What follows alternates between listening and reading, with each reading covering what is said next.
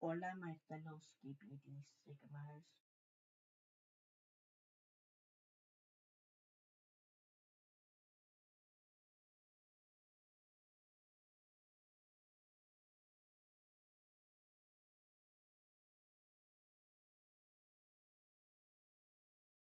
Hola, everybody. Like, hello.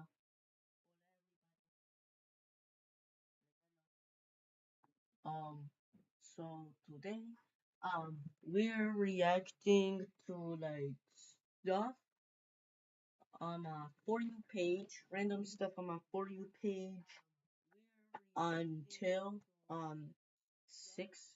It hits 6:30 in my time zone. My time zone is Central Daylight Time slash GMT-5. Let's go.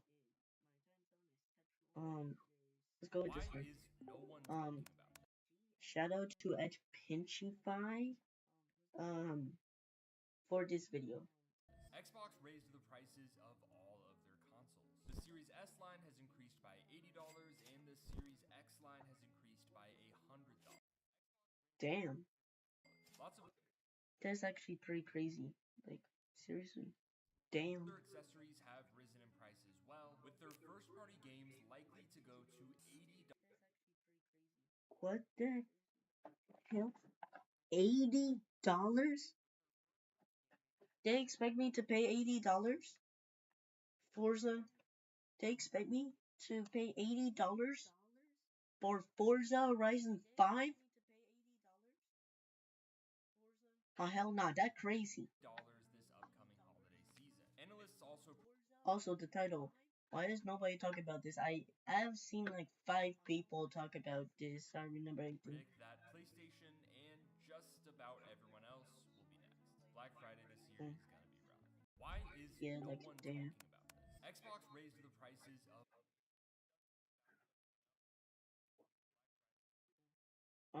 So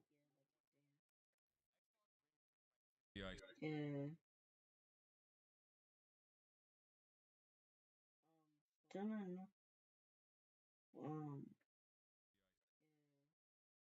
We hear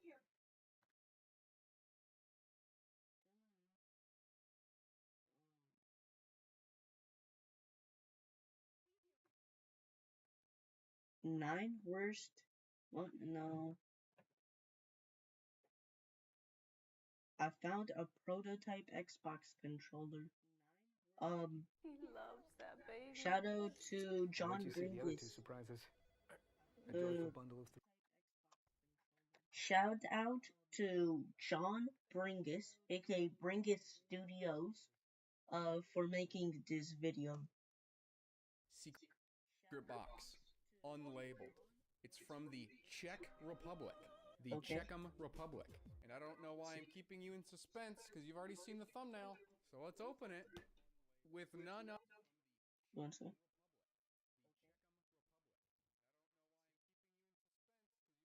Let's turn on captions. other than a Samsung letter opener. This has been on my desk for so long, and I keep Oh gosh. forgetting to show it to you guys. This is truly a Samsung letter opener moment. Anyway. Oh, wow. She can do some damage. Yeah. Not bad. Not bad. Samsung should really return to the weaponry industry. I haven't seen it yet. I mean, I've seen the pictures, obviously, and so have you. I see. Okay. Ooh. Warning. English. The British are coming! You know what would be Oh. Okay. funny is if the warning was different for each language. Like if you speak English, you should keep this bag away from babies and children. But if you speak Italian, nah, no danger there. Go ahead and give it to him. Go ahead and give it to Okay. Bambini. Chimpanzini Bambanini. I do not know why I said that. Very fancy. Oh, this is like Okay. new. Like, you know, the vacuum from Teletubbies. I wonder if the Okay. bag is even OEM. Oh, maybe it's not very new? Whoa. Oh, this feels weird. Yeah, this is not new. Yeah, this is crusty. They did some play testing on this bad boy. Good to know that not only are gamers stinky, but game developers are also stinky. The Xbox not 360 controller. Wait, so hold up. The triggers are just straight filth, but the sticks? Literally brand new. How does that work? And the D-pad still got the plastic on it. I'm very confused. Very, very confused. They feel good. They feel like they've never been used. Oh, the ergonomics. It's good, but my fingers are just getting absolutely decimated by the corners of this. Damn. What I assume is a rechargeable battery pack. We made this one up. Oh, wow. At this point in time, they were already calling this just Xbox 360 controller. There's not really even any markings on here to indicate that this is a prototype. It's even got like the FCC everything here. Huh. Model 1530. And then this might be important. I don't know. What a weird controller. It's all just filthy and dirty in very, very specific areas. Oh, this is so annoying. This battery pack, dude, is making it so I cannot enjoy this controller. But let me grab some more controllers here that we can compare this to. So we've got an original Xbox S controller and an Xbox 360 controller. And this guy would have been... That Xbox 360 controller looks sick. Like, not gonna lie, this is actually pretty epic. Right in the middle. And that kind of makes sense just looking at it. Actually, here, we'll swap out this one. I grabbed... Wait, let me read it again for you guys. Controller and an Xbox 360 controller. And this guy would have been right in the middle. This is some of the misinformation I told you about earlier. Okay.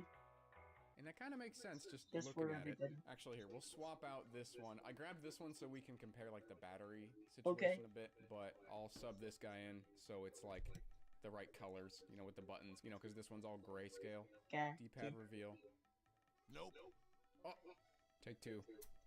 And looking at all these D-pads here, sorry, original Xbox, but you are not the father. I don't think the mold had changed really at all from here. Pretty much the same thing. So you can see from the original Xbox S controller, they kind of kept the back and start buttons on the sides. I don't hate that. It doesn't feel like I would accidentally press it. Oh, come on, Nat. MSI, we don't care about your gaming laptop. Press it, which is good. They're very clicky. Yeah, I don't think I'd ever accidentally press that. And if I needed to quickly pause, I can kind of just yoink, which is nice, I guess. I don't know. You don't hit start very often.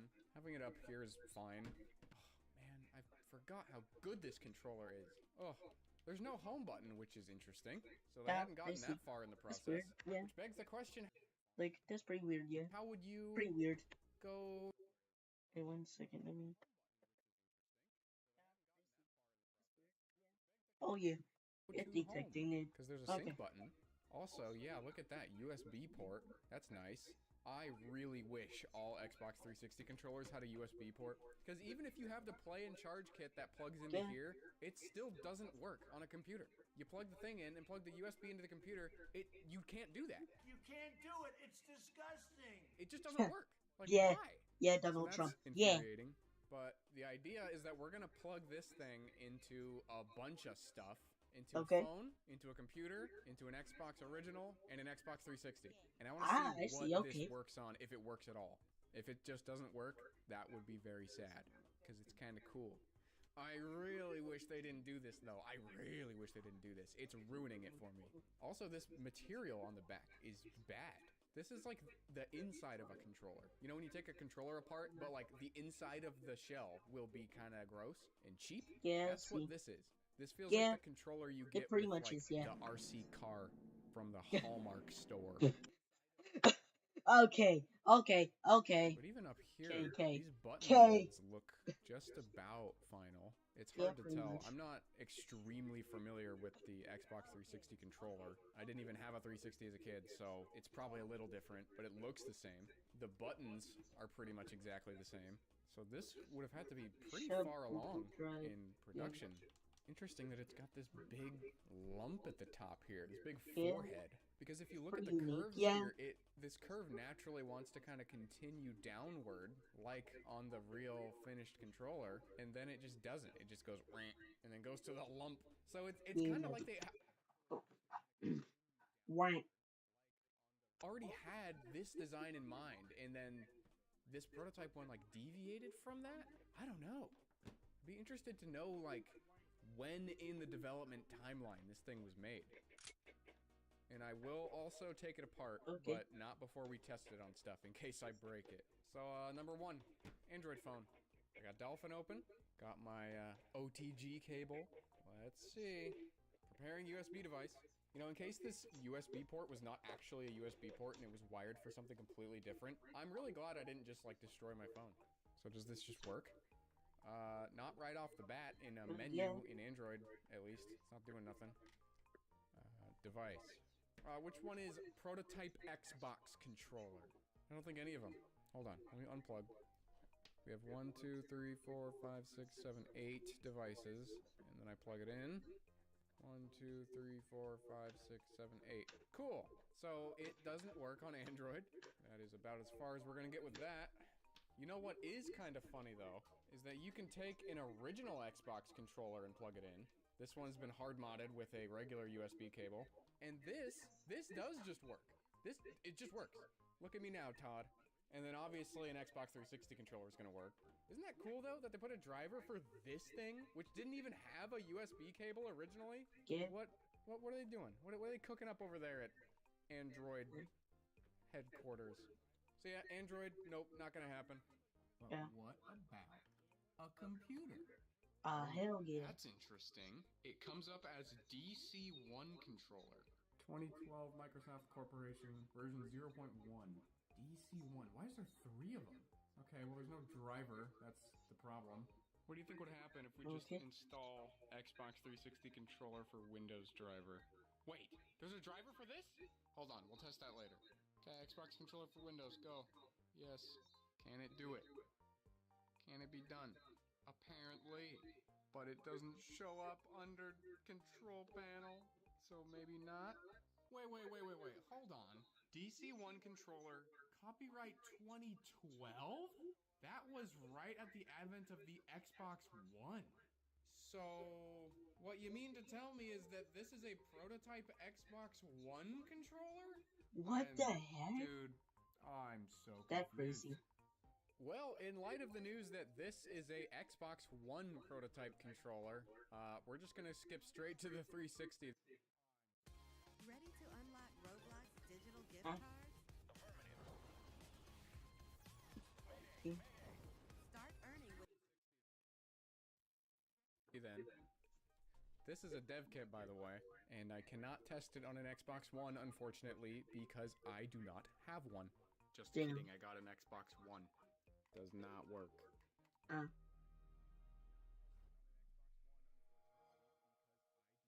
And nothing. Nothing at all. Well, that sucks. Cool. We got the worst timeline. Doesn't work on anything. Why don't we at least take it apart then? Whoop. Oh. This appears to kind of just be an Xbox 360 controller, sort of. Wait, no. Did the Xbox 360 have haptic triggers? I don't think so. No. No, it did not. Interesting.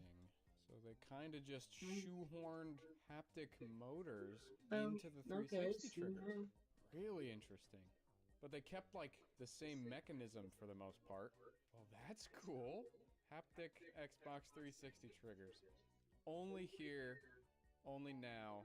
Localized entirely within your kitchen. Here's a high-resolution shot of the board for all the preservationists out there.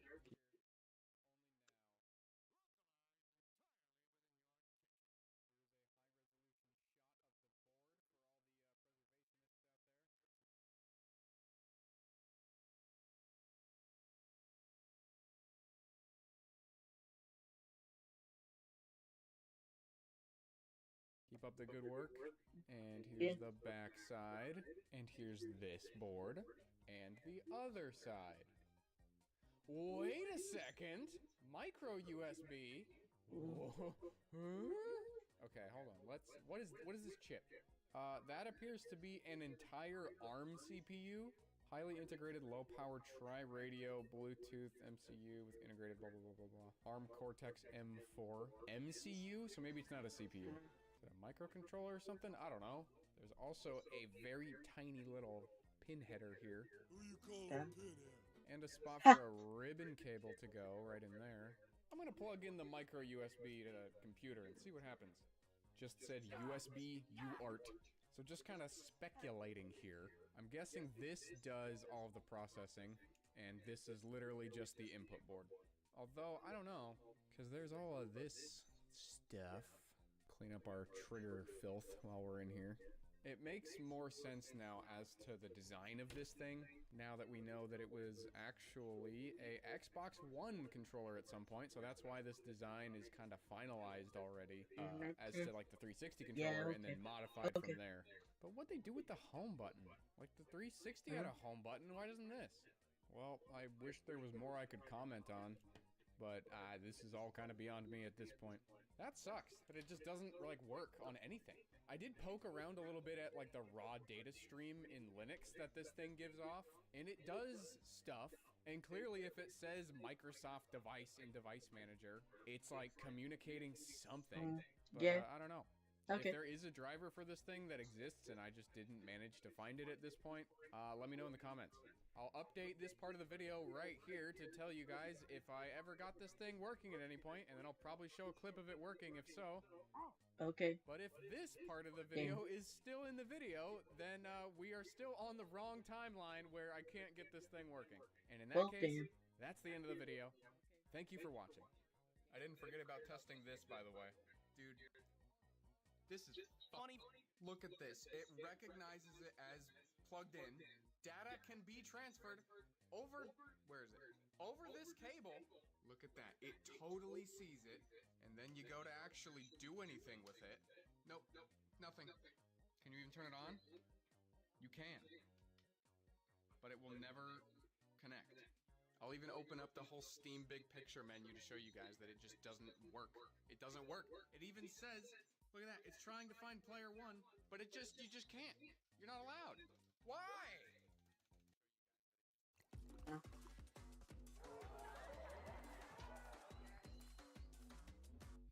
Well, that said,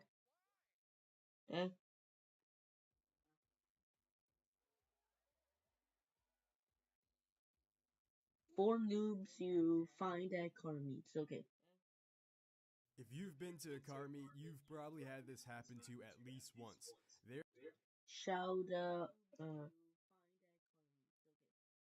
Shout out to Bladed Angel for making this video. There you are, excited to show off what you've got under the hood, and then some curious onlooker comes over to look, and the first words out of their mouth, "Yo, nice turbo, bro," they say as they point to That their is so alternator. stupid. Yep, that happens a lot. You always got those people who think that they know more about your car than you, the owner. I've had people call my superchargers, intercooler, and engine cover, and honestly, it only gets worse from there. You always have those 50-year-old gray-haired husbands walking around with their wives looking at my Z06, pointing at various things in the engine bay and muttering things that they are thinking they're getting right, but they're getting entirely wrong. Usually, I just walk up to them and I greet them nicely, and I start a conversation, and usually half of them are sensible, and they'll retract some of their previous statements in favor of the correct knowledge, and we get a good laugh out of it. But you always got those guys who really have a big ego, and they want to impress everyone around, and they act like they know the car better than, well, the owner of the actual said car. I've had people say goofy justifications like, "Look here, pal, I'm actually looking to buy one of these Corvette Z06s soon enough, so I know what I'm talking about." It always ends up spiraling into them not believing it's mine until I start the darn thing up, and even then, they'll always grouchily say, "It's your dad's money," or "nice rental," to which I have to show them my channel and my custom Indiana license plate, because I highly doubt any Georgian rental company rents out a car registered in Indiana. Unfortunately, most of them are too old to grasp the concept of money on YouTube, so I still have a hard time trying to explain that to them. Which is why I will probably just smack a big titty anime girl on the back of my window, since no self respecting rental company would ever do such a thing, and Okay. especially not a gray haired boomer father. Like, imagine a kid asking their dad if they can put their waifu on his Corvette. Fat chance. So if there's a waifu on the back of a Corvette, it's safe to assume that ain't no rental, that ain't daddy's money, that's the owner's doing. And gosh diddly darn, they may be a degenerate, but they're still more successful than you are. So maybe you should start questioning your life decisions when a weeaboo is figuratively and Well, literally ahead okay. of you. Touching someone's car. Get your grubby hands off my car. In spite of that, I've had entitled parents yell at me, "Don't you dare yell at my kids." Well, how about you be a good parent and make sure your kids aren't misbehaving in the first place? In the same vein, I shouldn't be trampling all over your property, whether that's snatching your phone or shitting on your lawn. You shouldn't be Huh. putting your grubby hands on my property either. I swear it's so frustrating when entitled parents enable their kids and try to act like Oh, we're the I rude forgot to ones. turn on No, you're the rude subtitles. ones. And then they try to look towards the audience for reassurance whenever I yell back at them. And the rest of the people at the car meet will instead shoot a very disdainful look at the mother, because trust me, they're not stupid. We're all here for each other. We all been there. We all know what it's like to have that parent let their kid put their hands all over our cars. So trust me, no one's gonna be on your side. They're gonna be on my side. So keep your kids well behaved. As for the people who are all full-grown adults who go around caressing cars and even trying to open them, can you not? This isn't a dealership where the cars are being displayed in hopes of attracting potential customers. It's personal property. So again, don't act like we need to obey your wishes as a customer, because we aren't a dealership trying to sell you a car. We're just a whole bunch of gearheads hanging out, trying to solicit without a proper greeting. Yo, dog, come follow me on Instagram. Here, right here, bro. Come on, take a look. Here's my business card, bro. I'm gonna let you in on some amazing posts.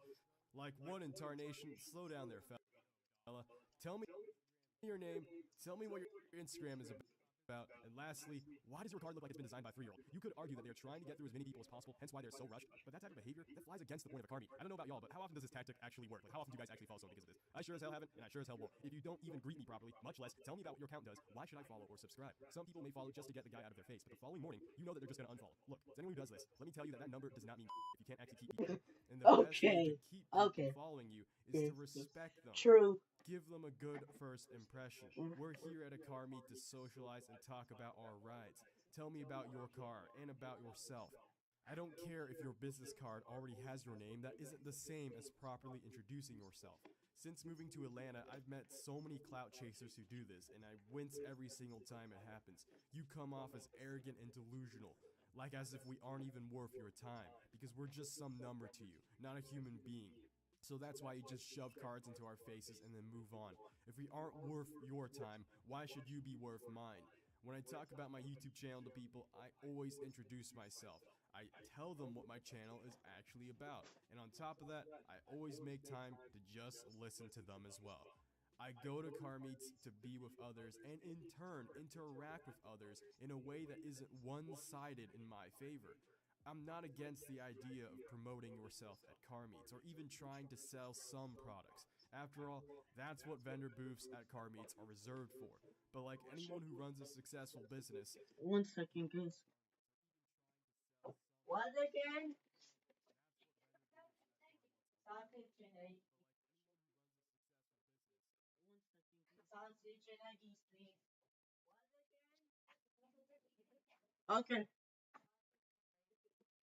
I'm you've back. got Let's to treat your continue on. potential customers with respect. So come talk to us like you're one of us, because you are one of us. We all love cars here. That's what brought us here, so act like it. Don't talk to us like you're above us. Everyone here with over 1,000 followers all of a sudden thinks they're insta famous and hot stuff, but it's just a number, man. It's mad tragic. I could go on about this topic forever, but let's move on before I do. Shutting meets down. Young hoonigans who do stupid crap until the cops show up. Hear me out. Keep that stuff on the streets, on the track, or at the drag strips, not in a parking lot. You know the only reason they're hooning at meets is because they know that they have more eyes on them in a parking lot than they would if they're out there on the street. And they're just doing it for mad attention instead of street cred. The funniest part is when you go on Instagram and you see all these meet attendees calling them out for being clout chasers, and they respond with, "It's not clout chasing, it's just doing what the fans want." Bro, that's literally the definition of clout chasing. You're trying to act like you're famous, and you're doing all that wild stuff just for attention. That's clout chasing, bro. Own up to your mistakes. There's a time and place to hoon. I'm not gonna be some old geezer who's gonna tell you that hooning is off limits. I get it. You built a car to be wild and you wanna get wild. We all have the same desire deep down, but for the same reason that you shouldn't start jacking it in public, you shouldn't start drifting in a crowded parking lot. If you hit someone else's car, don't be like, man, it's their fault for parking their car there. No, get that entitled attitude out of here. You have to realize you're in the wrong. He parked his car there because he came to a car meet that night, not to a drift event. Anyways, that's gonna be it for this video. If I sound a bit nasally or different, that's because I'm sick right now. To be fair, I'm always sick and my voice box will probably never be the same as it was. Anyways, next video will likely be a new addition to my guide to modding series.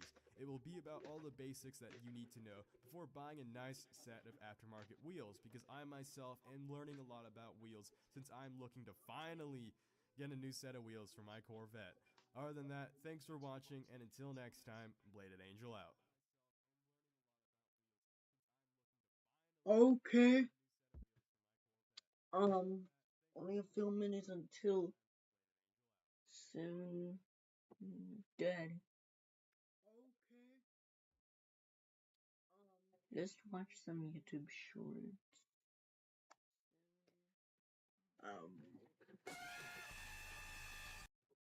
Shout out to at Low on Money.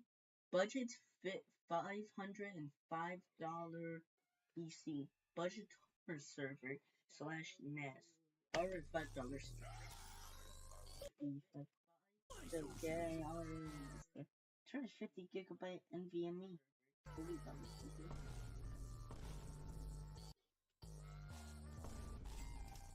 There's a Ryzen 5 3600 for $85. They could get for way cheaper.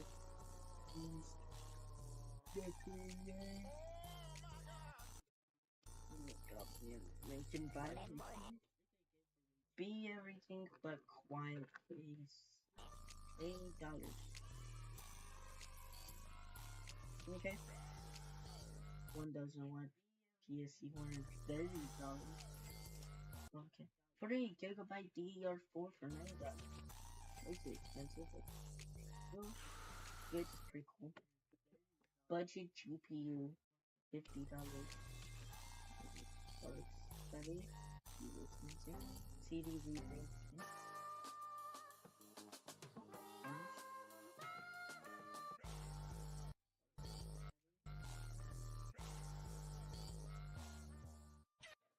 Okay. How easy is it to Shout out to Mr. Easter. How easy is it to turn a workstation to a gaming PC? I'm doing that right now, and honestly, pretty easy. It's like one of those MP Dells. turn a workstation PC I'm working on like a Dell Optiplex 7020 MT. into a gaming PC? Means, Let's find out. This is a Dell XPS. It only has integrated graphics. Not great for gaming, but let's change that. So here's that same Dell XPS. In terms of adding a dedicated graphics card, we really need to make sure that, first of all, it fits and we have the right cables to support it. For the true test, we need to open this bad boy up. We do have an open PCIe slot with room for a graphics card. Actually have very conveniently extra PCIe cables for our power. We could definitely fit a graphics card in here. Let's go grab one. That desktop is part of Micro Center's fall savings event, which is going on right now. So let's try to find a graphics card that is also part of the fall savings event. Turns out the RX 6750 XT is part of that event. Let's see if this card can fit inside of this station. I do love the look of these stock Radeon cards. Check that out. How do you... No screws needed, just latch it down. Just plug them right into here. That's crazy. Can't believe that went so smoothly. All right, let me know what games you want to see tested on this. And in the meantime, go ahead and check. Knock, knock. Your RTX 48. This is a shout out to IDK Sterling. This is exactly what it looks like. Hashtag interesting. exactly Can a cactus expert tell me what on earth happened to my cactus? what it looks like. Bro, what the hell? All right. Not Let's even hear it. spiky, Go ahead and fluffy. get all your jokes out before we start. Hope you had a good laugh. This is a TikTok video that I got tagged in. It says, "Can a cactus expert tell me what on earth has happened to my cactus?" The camera then pans up. We can see this cactus all floppy. People are calling it cactile dysfunction. And while I'm not a cactus expert, I can tell you something's probably wrong. As it turns out, there are multiple factors that could potentially influence a cactus to lean like this. Typically, though, this is going to be the result of either improper sunlight or over/under watering. An overwatered cactus is typically going to have signs of rot, especially down here by the base where the Okay. roots start, and you'll have this slight discoloring. You'll see it's a lot lighter. On the other hand, underwatered cactus is going to have a more shriveled appearance, and it's going to be a little bit more brown. This is exactly what it looks like. Shout out to IDK Sterling on YouTube.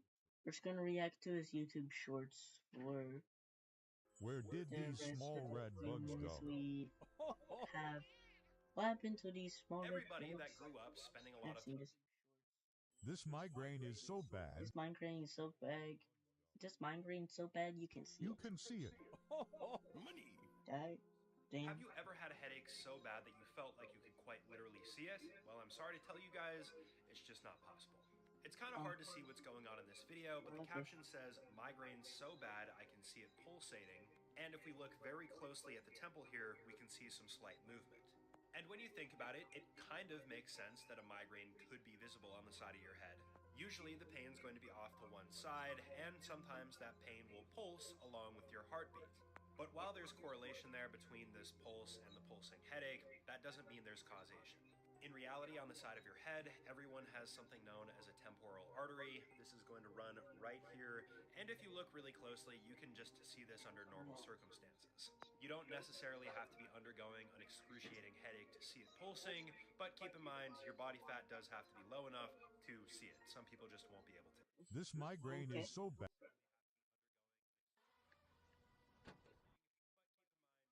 Oh no.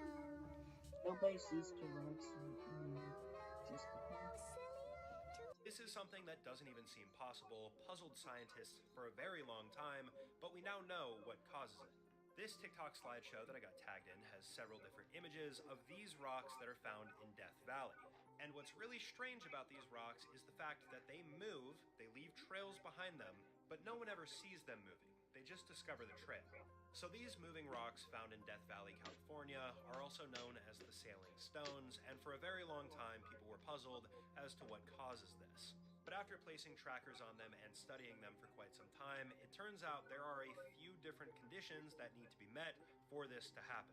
Namely, in the wintertime, small ponds and pools of water will have to have built up. These will freeze over, and then wind will blow the rocks, and they will move ever so slightly, and eventually it will leave behind this large trail in the mud. Oh no.